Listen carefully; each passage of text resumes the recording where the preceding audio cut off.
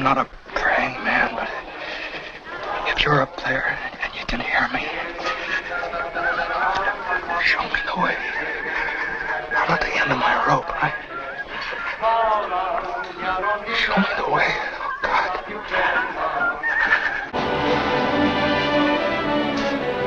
Clarence! Clarence!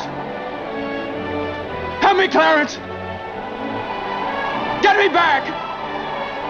Get me back! I don't care what happens to me! Get me back to my wife and kids! Help me, Clarence, please! Please! I want to live again! I want to live again! I want to live again. Please, God, let me live again. All right, everyone. Welcome to Rhythm and Roads podcast. I'm your host, Joshua Jacob. We have a very special guest. We have Bob Welch. He's an award-winning author, also of one of my favorite books, 52 Little Lessons of It's a Wonderful Life, I love that movie. So welcome, Bob. Thank you, Joshua. It's good to be on the show. Yeah, actually, every book. All right. Yeah, great book. So I want to get to know you and your Yeah. story. So how did you become an author? What's the story Okay. behind that journey? I'm that rare individual who knew at in fifth grade career day, I wanted to be a newspaper reporter. Oh, When wow, I okay. grew up in Corvallis, Oregon, and I asked my teacher if I could go interview the Oregon State University basketball coach. So I've been my background is newspapers. And then in the 90s, I started writing books for Harvest House Publishers here in Eugene. Oh, And okay. I've done about 24 books, everything from Fathers and Sons to World War II to the guy that invented the Fosbury flop high jump style, Dick Fosbury, to just I just kind of go where the action takes me as an author. And at one point, it occurred to me that the movie Wonderful Life had so many rich lessons to teach us. And so we have a cabin over on the Oregon coast. One weekend I went over there and challenged myself to see if I could come up with 100 lessons from the movie. And I easily did. I Oh, think I did wow. that in the very first day.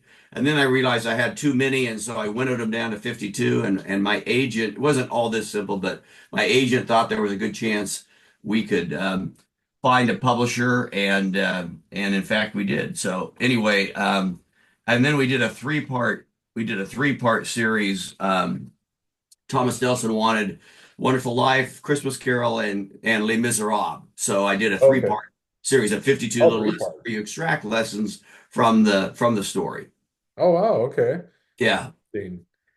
And so what came to the idea of wanting to do It's a Wonderful Life when there's so many movies out there with great messages and stories about right. I think it was actually uh, um, a matter of just sheer persistence. I had watched the movie so many times, yeah. and the lessons had sunk so deeply into me that it was almost like I couldn't see the forest for the trees. I mean, didn't really realize that every Christmas I was being blessed by these wonderful lessons, Oh, yeah. and I've been watching it since in the 70s when what happened is it somehow got somebody lapsed in getting the copyright renewed in the Okay. 70s, and so it became a movie of public domain. So out here in Oh, Oregon, wow. I don't know what it was like. You're in New Mexico, I'm in Texas now. Texas. Okay. I don't know about other states, but in Oregon, it was shown almost nonstop, even back in the 1970s before a lot of TV stations did that kind of thing. So That's you could always see Wonderful Life over and over. And so I probably have seen it, I've seen it for over 50 years. I'm 70 years old and wow. I've been 50. watching it since I was in college. So Yeah. anyway, it just one thing led to another, and suddenly I was writing it. I challenged myself to write it in 52 days. I was going to write one lesson per day, Oh, is and that it, right? Okay. it not only is the best-selling book that I've ever written, but it's the easiest book that I've ever written because I didn't have to do a whole lot of research. I have the script. I have a book that I was given. I don't know, way back in the 80s. Somebody gave me a book that includes the entire script. And I have about half a dozen other books about the movie. I've saved magazine articles about the movie. So I knew a lot about it. When I was a columnist up in Seattle in the 80s, I did a Wonderful Life quiz, and we Oh, you did? actually got Ah, Jimmy Stewart. This would never happen today. We got Jimmy Stewart. We got hold of his agent, and what? he autographed 3 books for the winners Oh and sent them to man. us. Is that What I right? mean, When was this? and everything I've read about that guy, he was as nice off camera as he was on camera, Wow. which is not always the case. Yeah, yeah.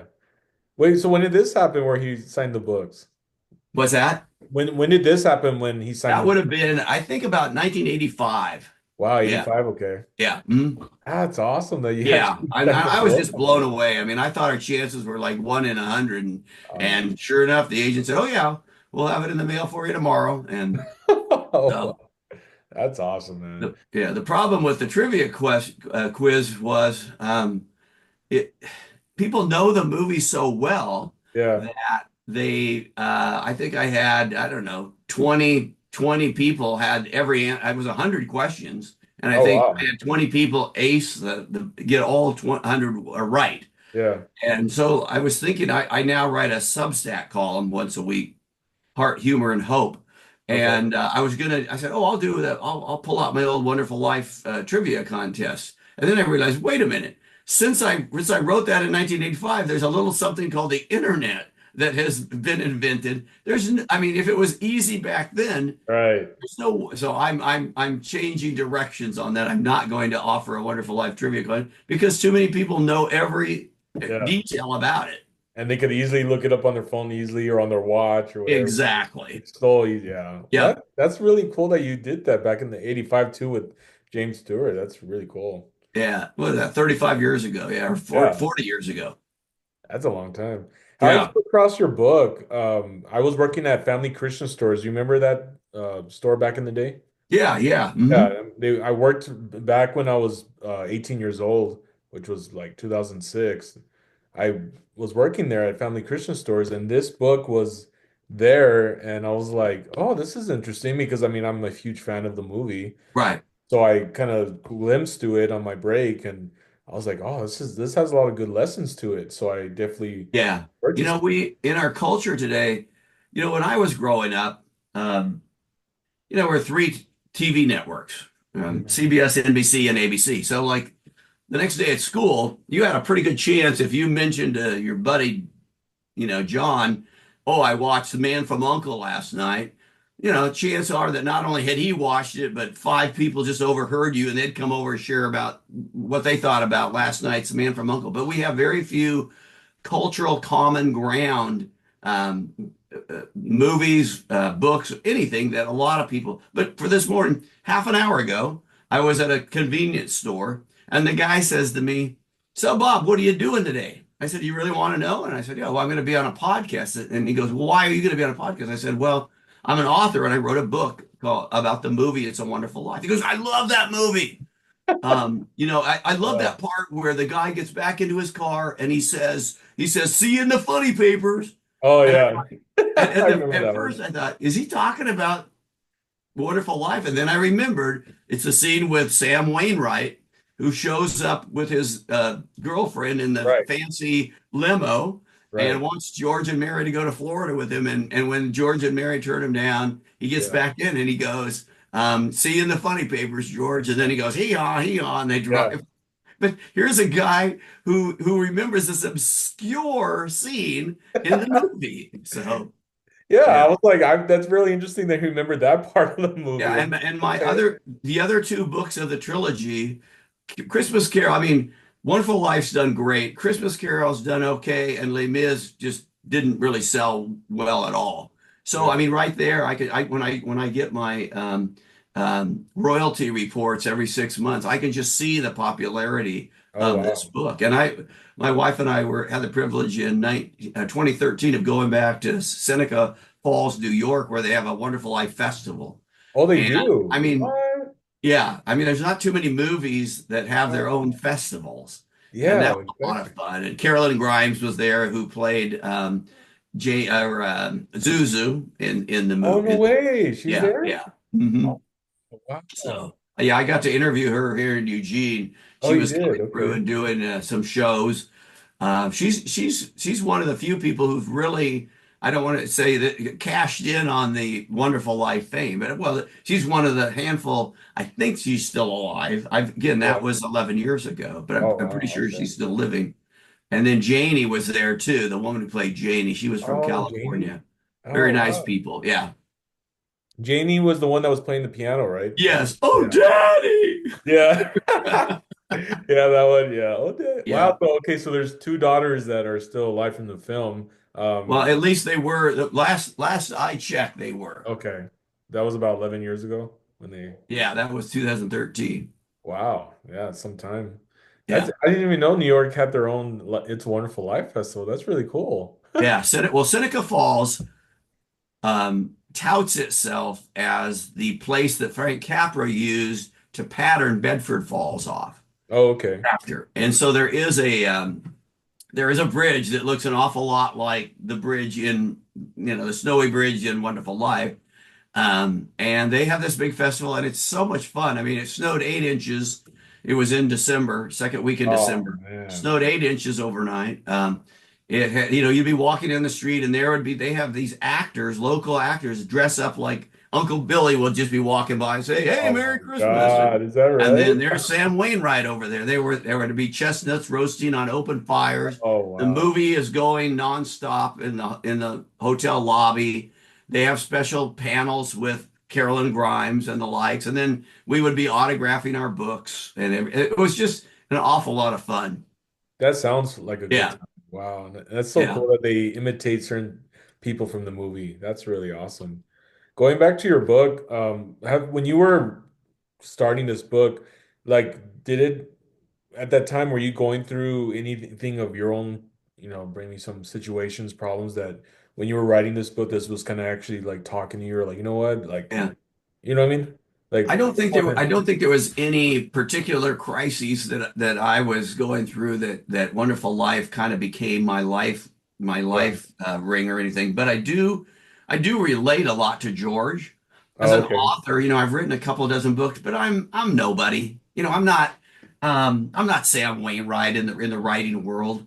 Nobody's heard of my stuff, and so in many ways I kind of relate to George Bailey, and that the moment that Christmas Eve when the lost $8,000, he just kind of goes ballistic. Oh, I yeah. I related to that in the sense that I feel like I've worked really hard in my life, and I look around and I easily see other authors who didn't work as hard as I did, like Sam Wainwright, and yet were rich and famous and out there. So, and I think as a man, I think I understood that frustration where, it had nothing to do with the Christmas wreath, and in some ways, it had nothing to do with the $8,000. With George, it had to do with these dashed dreams that he wanted to grow up and go places and do things, and he wanted to be important. Right. And the lesson that he learns after his trip with Clarence the Angel back to Yeah. a time when if he had never been born is all about perspective. It's that you don't need to go do important things and go to important places and do all that stuff to be important. You Mhm. can be important by simply investing in the lives of your community, in the people around you, of caring about others. And Wow. so the lesson of Wonderful Life is a lesson of perspective. That's right. And it's not because when you think about it, after the journey with Clarence and he comes back, Yeah. George Bailey still owes to $8,000. That's true. He does. For all he knows, his family's still mad at him. Yeah. Um, there's still a warrant for his arrest. So the circumstances hadn't changed, but Right. his heart had changed. His perspective had changed. And Yeah. that to me is it. I mean, you can joke about the movie and it's a lighthearted, well, it's a dark movie in one sense. I mean, let's face it, the guy Oh was yeah. commit suicide, but it's a Yeah. lighthearted movie in another sense. But when you think about it, it's really an important lesson It that is. that our real contentedness in life, our real joy in life, um, is really about point of view, is perspective, and placing things, valuing the right things and not valuing the wrong things. Like Sam Wainwright, he had it all, women with mink stoles and a Yeah. chauffeured car, and he was rich. But I mean, who was the richer man, really? I mean, the point of the movie, when Marty raises his toast to my big brother, the Oh, richest that's man, right. Yeah. that your definition of richness has got to be broader than power and fame and uh, popularity. And Yeah. so I think we live in a world that we really do worship at the feet of those things: money, materialism, power, popularity. How many likes can I get? How many hits? Uh, Mm. and the movie's basically saying, in the end, what matters is how many people do you have that are going to come drop a buck or $5 or $10 in your wicker basket, at the end of your life? Because if not many people are going to do that, then you haven't been investing very much in other people. Wow, man. That is so true, Yeah, because I've been dealing with, not that it's something of very importance, but that's true. Is like your perspective of life, of the way you see certain things. And lately, like my podcast has been going on for a little over a year, and I honestly just only have like 80, close to 80 followers, right? right, right, And I've just been more kind of like you were saying, like, well, I mean, the thing is, I haven't worked as hard as you have. I mean, I right, can probably not even compare to that, but just like I'm like, well, like dang, people probably look at my channel and are like, he only has 80, like, and then compared to other podcasts, 5,000, you know what I mean? And so one time I asked a girl I was dating at one time, and I said, I don't know why I do this podcast if I'm not really reaching really anyone. And then so she asked me this. She's like, well, why are you doing it? And I'm like, because I like hearing stories from these authors and directors and actors and people I bring on, because it makes me happy to hear right, a story, and it changes me a lot where I right. learn something from it.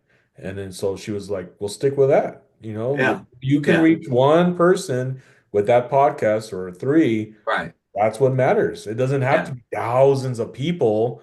It could just be a few, just like your book. If right, it probably reached a lot of people. I mean, this is a best-selling book, but yeah. you never know who you inspire or you touch by what you Well, and but that's a really good point that you make, Joshua, that you never know the people you've touched. George Bailey, he touched dozens and oh dozens and dozens of yeah. people in the community, but you're right, he had no idea. It wasn't until Clarence held up the mirror and said, George, look Yeah. who you are, look Yeah. at the difference you've made. Yeah. But he had no idea while it was going on. He couldn't see the forest for the trees. Right.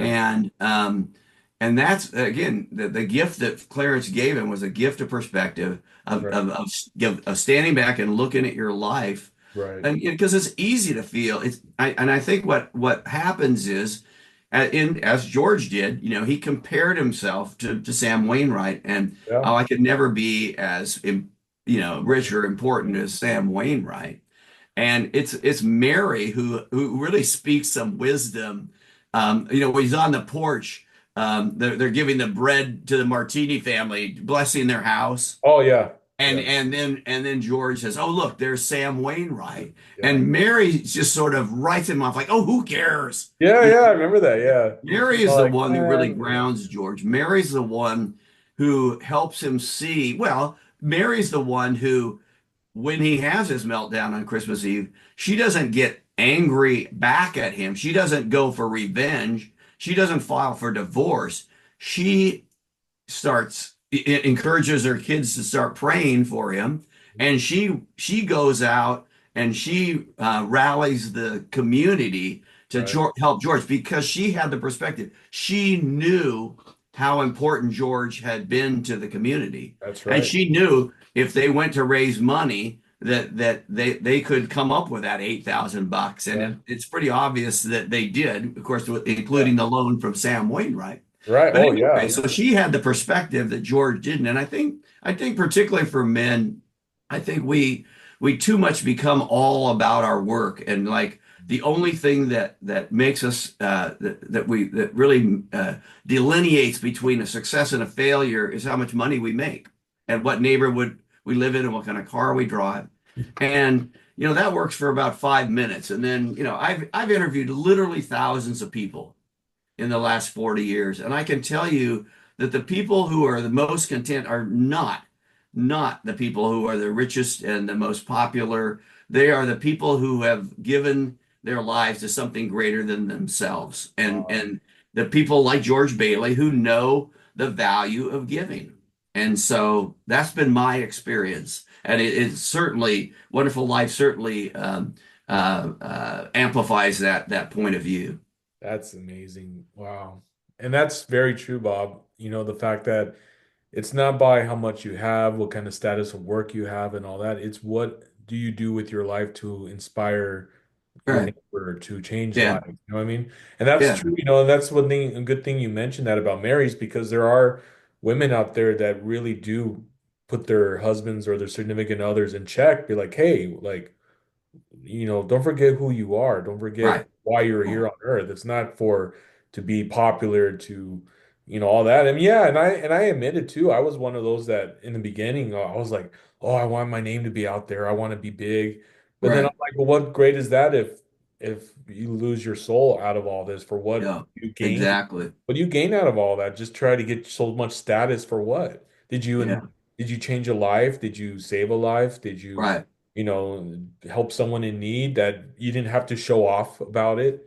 Because Right. that's Right. when the greatest changes that happen is when it's not broadcasted, it's not showed off, it's Right. not Right. Instagram showed of, oh, look what I did of giving this person money on the street. It's still Exactly. behind the scenes that's behind closed doors that no one knows about because only God knows about it, and Right. that's all that Right. matters. And yeah, It's that's the not. message of George Bailey. I mean, Bedford Falls is the a metaphor for obscurity, really. It's Yeah, the metaphor right, for obscurity because here's a town, Sam Wainwright, where did he go? He went to New York. He was, right, and so New York it represents, of course, a symbolic of big money and importance and right, popularity and all that right. stuff. And Bedford Falls is the backwaters, and yet George, he cared about people like Yeah, when Marty's yeah, his father-in-law wanted to invest in the new plant, George said, well, why not here in Bedford Falls? He sort of had this protectiveness of his community, yeah, and he was beginning to see even then a bigger picture, but it really took it really took a dramatic turn of events for him to see the entire perspective with Clarence the Angel right, leading the way. So, right. And one of my favorite scenes in the movie is when he actually realizes towards the end when he's in town and it's all the chaotic going on, right? And they're chasing him and he goes right, back to that bridge area right, and right away he has that you could tell in his voice. James Stewart did a great job on the way he expressed his voice where he's like he called out to Clarence. He's like, help me, yeah, I want to live again, please. Just take me back. I don't care what happens to me. right, right, That point is he was desperate saying, I want to live. You know how precious life is? yeah, You know yeah, how valuable life is, where once that's taken from you, you lose everything. And here he right, lost everything to realize, man, like forget the $8,000, forget the warrant. right. I want to go back to my family and my Right. And I wife. think I think it's Yeah. important. It's obviously a very pivotal scene, but it's very important that if you look back at the movie, when he Yeah. says the word God, he says, Clarence, give me back, Clarence, give me back. And then he Yeah. goes, please, God, I want to live again. Yeah. And at the pronunciation of the word God, that's when the snow starts falling. That Yeah. is in essence Yeah. the culmination of his answer to prayer back in Martini's bar. Because Right. obviously Clarence the Angel was the answer to prayer, but the culmination was when his will is broken, when Right. he finally realizes he sees the bigger picture and he humbles himself in essence Right. before God and says, please, God, I want to live again. And at the word God, you'll notice the snow starts Yeah. again, Starts which up. which reminds us that he has resumed to his regularly scheduled program of That's life. right. That's right. But he's a new man, obviously. That's right. Yeah. And that's very true because the prayer that he says in the bar shortly before all that happens, he did say, God, if there is a God, please, like, I'm not, he says, I'm not a praying man. I'm not a praying man, but if you're up there and you hear me, There, please help me, yeah. you know? Yeah, yeah. He's desperate. And I think, Yeah. I've told people, I said, there's a lot of people when they get desperate, they think they feel guilty. Oh, I'm so desperate. I mean, and I say desperation is a pivot. It's a catalyst for change. When you're desperate, Yeah. that's when you find the things that you need. I Yeah. mean, George wasn't going to find his answer in a shot of whiskey, even Right. though he might have gone in there thinking that was Yeah. he found it in an answered prayer. That's And right. again, but a lot of people, they will cover over their desperation. They'll hide it, pretend it isn't there, Mhm. and they'll never, allow that. They'll never be humble enough to allow God to come in and maybe change their lives, give them a new perspective. So good That's for George. Good, good for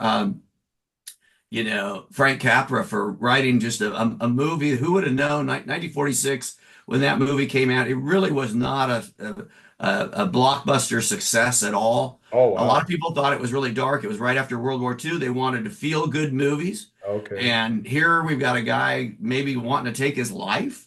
And Yeah. so it really languished. And I'm sure that Frank Capra might have even died. Well, I think that he died maybe in the 80s or 90s. So he probably knew that it was on the way up. But Okay. he had no idea, even if he did see some of the uptick of the movie in before he died, for most of his life, he probably thought that movie was a failure. It's just Wow. like George Bailey thought he was a failure. And yet, look, we know the big picture. I mean, it's one of the most recognized movies in the United Oh States yeah. of all time. I agree. Yeah. Yeah, And that's awesome that he got to see that towards the end of his life of just knowing that it was getting up there, you know? yeah, That it yeah, wasn't a failure after all. yeah. The other day I was watching Ben-Hur. That movie just speaks volume. Uh-huh. You've I seen it, right? haven't seen that one in a long time. Yeah, just the story behind. I saw that on like a few days ago, but man, that story too is it's incredible. You know, I mean, it just goes from. It's kind of reminds me of that movie, The Count of Monte Cristo. Have you seen that one with Jim Long, Caviezel? long ago. Yeah, it's very similar, sort of. But what I liked about Ben-Hur is that Harold Jesus is in there where he's. It's like there's certain times where Jesus appears to Ben-Hur, but he doesn't know who he is, and then it's like at the end of Jesus's life where he's getting crucified, Ben-Hur is there helping him now because Jesus was there helping him during the Hmm. time when he needed it, when he Yeah, didn't. I'll have to go back and watch that. It's It's an been a awesome long time. movie. Yeah, it's a long movie. It's like 3.5 hours or something, but it definitely was a good story too. Yeah. But before we end the podcast, Bob, and I really appreciate your time and just this really inspired me, this podcast. I really this interview I had with you just really I just speak volume just on Oh, this. good. Well, thank you for having me on. Oh yeah, I mean just our conversation itself just helped is like, man, I'm gonna have a good day after this because just so much good lessons and just yeah, you got to be grateful for everything you have. Yeah. Yeah. Do you have another book or anything in the future that you're writing already in the works? I'm actually writing a book about writing. How are you? I've been a Okay. writer for 50 years, and Wow, long time. I've taught writing workshops here on the Oregon coast. I was an adjunct professor of journalism at the University of Oregon here Wow. in Eugene. So I've taught a lot of classes, and I thought it's time to finally bring it all together in one place. So I'm writing a book about writing, and then I do a weekly Substack column, Okay. uh, where I just write a column a week every Thursday that gets emailed to my subscribers' inboxes. And if Okay. you just Google Bob Welch and then Substack, you can find it there. But I'm really enjoying that. I retired from the newspaper business about 6 years ago. Oh, you did. Okay. Kind of enjoying this semi-retired, but still kind of writing now and then. Right. Life, it's working out for me pretty good. So That's good. I'm so yeah, thank glad. you. Yeah. And when does this come out? This where you're doing the writing I'm again? going to, in fact, I told my readers on Sunday, I said, I'm going to, if you'd like to come along, I'm going to update you on the 9 months it takes. It's the same gestation period as a baby, right? 9 months. So I Oh, said, wow. Okay. I'm launching it today, and it's December, and I'm hoping that it's available right after Labor Day. Oh, No nice. pun intended. But yeah, so I'm hoping it will. I'm also I'll self-publish it, and that way you can get it done about a year faster than you would if you got a publisher. and you can get it exactly. The fun part for me, I mean, I've been published by Thomas Nelson and Zondervan and St. Wow. Martin and Bantam and something like that. But the fun of self-publishing is you get to make every decision yourself. You get Wow. to decide what the cover looks like. If nobody's going to change the title of your book, which is often the case, Yeah. you might live with the title of your book for 2 or 3 years as you're working on it, and then they want to change it to something else. So self-publishing is a lot of fun and fairly easy if you kind of know what you're doing. But Oh, wow. Okay. yeah, Interesting. yeah, Well, thank you, Bob, for sharing that. And they can go onto your website, right? Bob Welch. yeah. BobWelchWriter.com is my Oh, Bob website. Writer. BobWelchWriter.com. BobWelchWriter.com. So thank you, Joshua. Enjoyed being on the show. Good job. No, thank you, thank you. And Yeah. guys, grab a copy. I believe it. I got it on Amazon, at Barnes and Noble, any bookstore. But I know on Amazon when I looked it up, they have this also Yep. available. So definitely read this book. It's a life changer. Just Yeah. you see life differently. Just the 52 little lessons. Yeah. And Thomas Nelson has come up with a new, more festive cover for both Christmas 52 Lessons from a Wonderful Oh, is Life that right? and Okay. 52 Little Lessons from It's a Christmas Carol. Yep. Oh, is that right? I mean, Christmas Yeah. Carol, okay. I guess I don't have one right at the handy, but anyway. Well, here's the Christmas Carol. I guess I just don't see. Oh yeah, I see it. Yeah. Yeah. Yeah, Okay. they did a nice job Yeah, that on is a nice cover. on the upgrade. So yeah. Very nice. Anyway, thanks a lot, Josh. Yeah, thank you again, Bob. Thank Okay. you guys for watching. We'll All catch right. Merry Christmas. Good idea, Ernie. A toast. All right. To my big brother George, the richest man in town.